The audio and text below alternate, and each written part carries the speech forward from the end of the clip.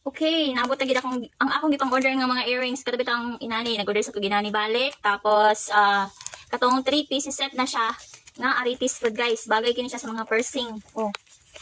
Katong ano ba ang iyang rose guys nasa iyang likod lang dayon. Ako ipakita ninyo kung saan yung forma haha ang akong gipang order. So naabot na gid siya guys. Okay. Tara siya guys oh. Ni inani ba? Tanawa inani akong gipang order. Ubay-ubay ko gipang order guys. Taghan kay kung ipang order guys. Kaya ang uban na niya ako saan siya ipang baligya. Ang uban kaya ako on. Oh. Diba? Oh, dara. Hindi siya guys ba kay stainless steel nya dugay siya mag-fade, di siya mag-fade man gani dugay pa kaayo no. Makuan pa siya nato, mapuslan pa siya. Kani sa dang akong ipang suot guys oh. Kuan kita man akong ipasuot mo ni siya.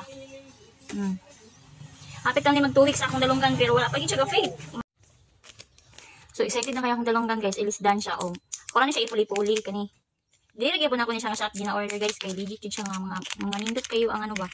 Ang ilang mga aritis. Kani siya is ano na siya ha, 3 pieces set. Gikan ni siya sa 3mm, 4mm ug 5mm. Ano siya guys. Kung nakita mo dihag mga earrings nga